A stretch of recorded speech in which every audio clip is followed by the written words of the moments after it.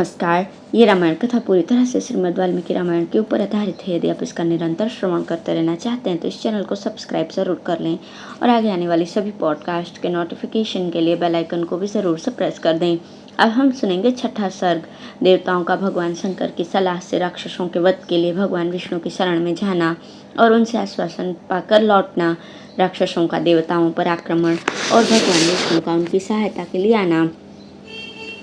महर्षि अगस्त्य कहते हैं, रघुनंदन, इन राक्षसों से पीड़ित होते हुए देवता तथा तपोधन ऋषि भय से व्याकुल होकर देवाधिदेव महादेव जी की शरण में गए, जो जगत की सृष्टि और संहार करने वाले, अजन्मा अव्यक्त रूपधारी, संपूर्ण जगत के आधार, आराध्य देव और परम गुरु हैं।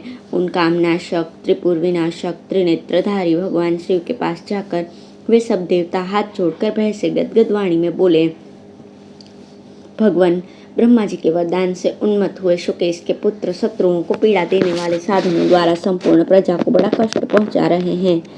सबको शरण देने योग्य जो हमारे आश्रम थे, उन्हें उन राक्षसों ने निवास के योग्य नहीं रहने दिया है। देवताओं को स्वर्ग से हटाकर वे स्वयं ही वहां अधिकार जमाए बैठे हैं और देवताओं की भांति स्वर्ग में विहार करते हैं। माली, सुमाली और माल्यवान ये तीनों राक्षस कहते हैं, मैं ही विष्णु हूँ, मैं ही रुद्र हूँ और मैं ही ब्रह्मा हूँ तथा मैं ही देवराज, इंद्र, यमराज, वरुण, चंद्रमा और सूर्य हूँ। इस प्रकार अहंकार प्रकट करते हुए वे रणदुर्जय, निशाचर तथा उनके अग्रगामी सैनिक हमें बड़ा कष्ट दे रहे हैं।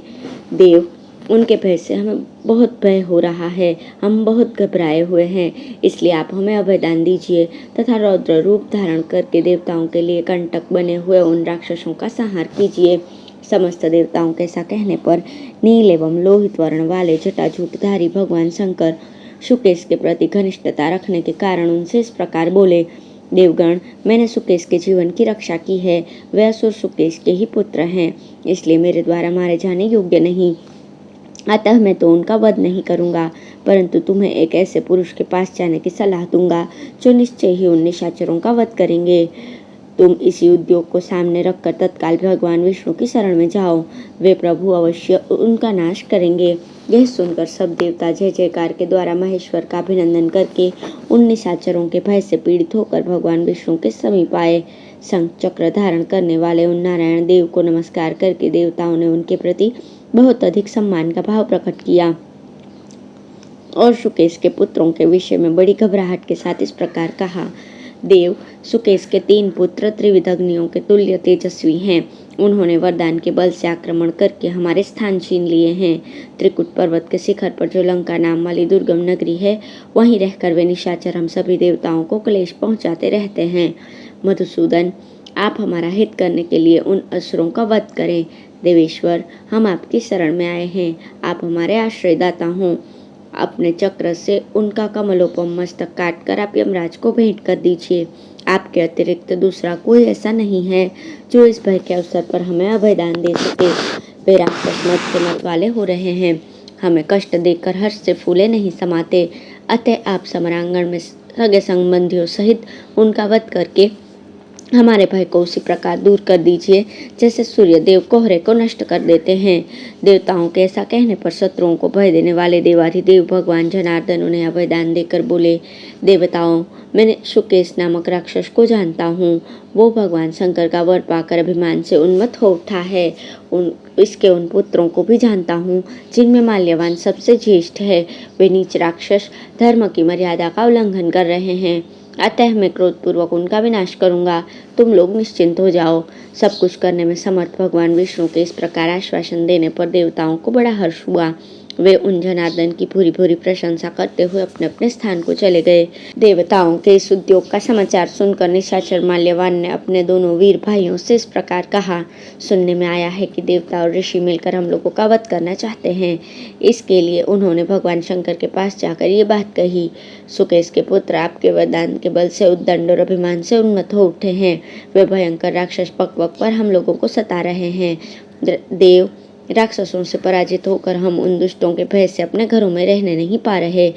आप हमारे हित के लिए उन असुरों का वध कीजिए। दाहकों में श्रेष्ठ रुद्रदेव, अब आप अपने हुंकार से ही राक्षसों को जलाकर भस्म कर दीजिए। देवताओं के ऐसा कहने पर अंधक शत्रु भगवान शिव ने अस्वीकृति सूचित करने के लिए अपने सिर और हाथ को हिलाते हुए इस प्रकार कहा, देवताओं, सुकेश के पुत्र रणभूमि में मेरे हाथ से मारे जाने योग्य नहीं है, परंतु मैं तुम्हें एक ऐसे पुरुष के पास जाने की सलाह दूंगा जो निश्चय ही उन सबका वध कर देंगे, जिनके हाथ में चक्र और गदा सुशोभित होते हैं, जो पीताम्बर धारण करते हैं, जिन्हें जनार्दन और हरि कहते हैं तथा जो श्रीमान नारायण के नाम से विख्यात हैं। उन्हीं भगवान की शरण में तुम सब लोग जाओ।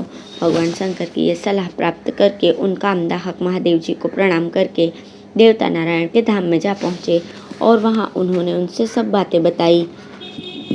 तब उन नारायण देव ने इंद्र आदि देवताओं से कहा, देवगण, मैं उन देवद्रोहियों का नाश कर दूंगा, अतः तुम लोग निर्भय हो जाओ।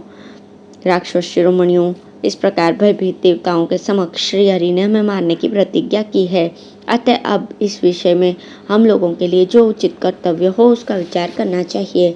हिरण्यकश्यपु तथा अन्य देवद्रोही दैत्यों की मृत्यु इन्हीं विष्णु के हाथ से हुई है।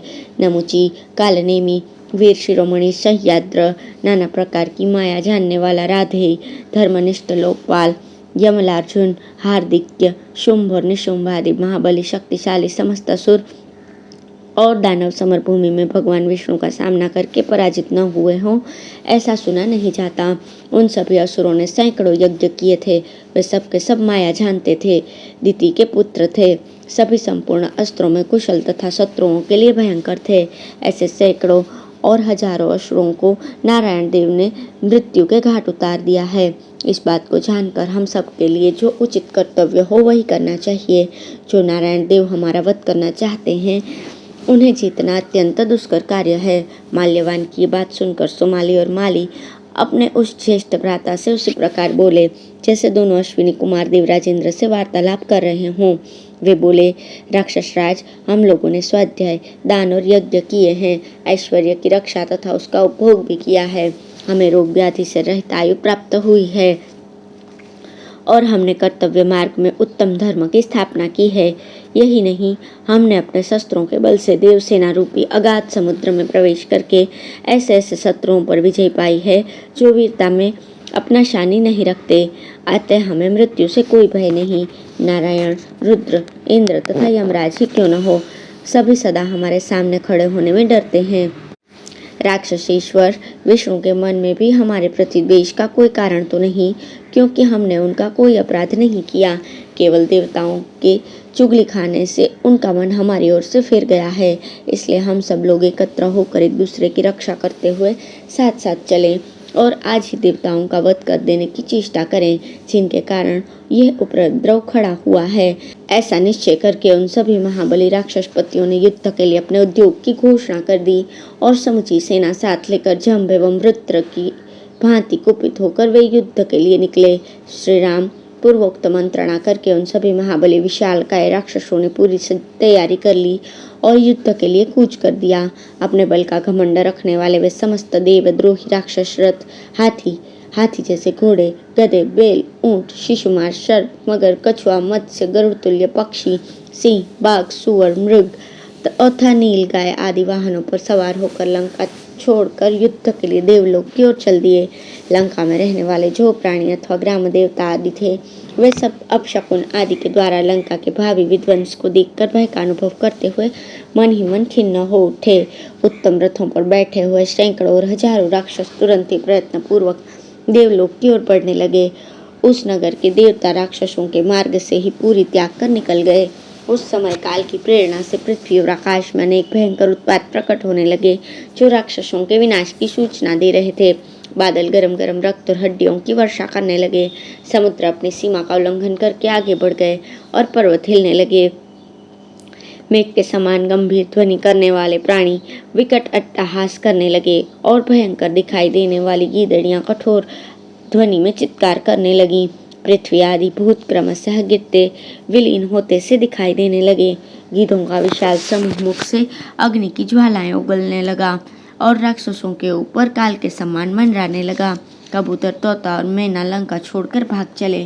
कौवे वहीं कांव कांव करने लगे, बिल्लियां भी वहीं गुर्राने लगी तथा हाथी आदि पशु आर्तनाद करने लगे। राक्षस बल के घमंड में मतवाले हो रहे थे। वे काल के पाश में बंध चुके थे, इसलिए उन उत्पातों की अवहेलना करके युद्ध के लिए चलते ही गए, लौटे नहीं। माल्यवान, सुमाली और महाबली माली, ये तीनों प्रज्वलित अग्नि के समान तेजस्वी शरीर से समस्त राक्षसों के आगे आगे चल रहे थे। जैसे देवता ब्रह्मा जी का आश्रय लेते हैं, उसी प्रकार उन सब निशाचरों ने माल्यवान पर्वत के समान अविचल माल्यवान का ही आश्रय ले रखा था। राक्षसों की वो महान सेना मेघों की गर्जना के समान कोलाहल करती हुई विजय पाने की इच्छा से देवलोक की ओर बढ़ती ही जा रही थी। उस समय वो सेनापति माली के नियंत्रण में थी। देवताओं के दूत से राक्षसों के उस युद्ध विषयक उद्योग की बात सुनकर भगवान नारायण ने भी युद्ध करने का विचार किया। वे सहस्त्रों सूर्यों के समान दीप्तिमान दिव्य कवच धारण करके बाणों से भरा तरकश लिए गरुड़ पर सवार हुए। इसके अतिरिक्त भी उन्होंने सहायकों से पूर्ण दो चमचमाते हुए तुणीर बांध रखे थे। उन कमल नयन श्रीहरि ने अपनी कमर में पट्टी बांधकर उसमें चमकती हुई तलवार भी लटका ली थी। इस प्रकार शंख, चक्र, गदा, शांग, धनुष और खड्ग आदि उत्तम आयुधों को धारण किए सुंदर पंख वाले पर्वताकार गरुड़ पर आरूढ़ होकर वे प्रभु उन राक्षसों का संहार करने के लिए तुरंत चल दिए। गरुड़ की पीठ पर बैठे हुए वे पीताम्बरधारी श्याम सुंदर श्रीहरि सुवर्णमय मेरु पर्वत के शिखर पर स्थित हुए विद्युत सहित मेघ के समान शोभा पा रहे थे। उस समय सिद्ध देवर्षि, बड़े बड़े नाग, गंधर्व और यक्ष उनके गुण गा रहे थे। राक्षसों की सेना के शत्रु वे श्रीहरि हाथों में शंख, चक्र, खड्ग और शांग धनुष लिए सहसा वहां आ पहुंचे। गरुड़ के पंखों की तीव्र वायु के झोंके खाकर वो सेना क्षुब्ध हो उठी।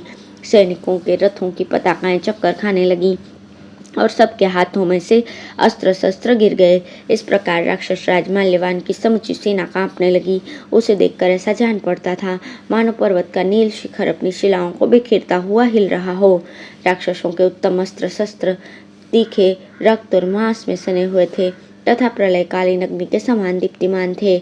उनके द्वारा वे सहस्त्रों निशाचर भगवान लक्ष्मीपति को चारों ओर से घेर कर उन पर चोट करने लगे। इस प्रकार श्री वाल्मीकि निर्मित आदि काव्य के उत्तरकांड में छठा सर्ग पूर्ण हुआ।